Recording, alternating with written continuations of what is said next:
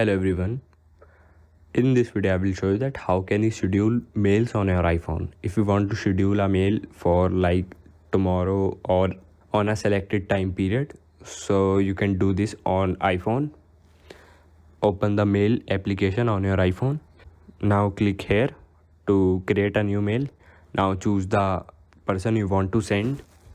Now you can add any subject you want to add, like anything. After that you have to just tap and hold on this send icon, and here you can see few options. You can select any of them, like send at 9 p.m. tonight or 8 a.m. tomorrow, or you can select on send later to add a custom timing.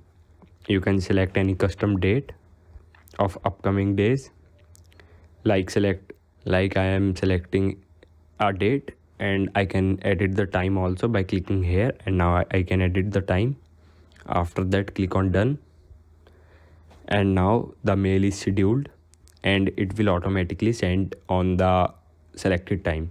If you want to delete that scheduled mail, so you have to do is just open mails application, and here you will see the option send later. Click on it, and here is all the scheduled mails are visible. You can delete them by swiping to left and then click on delete. Now this send later message will not be sent. So this is how you can schedule the mails on your iPhone. Thank you everyone.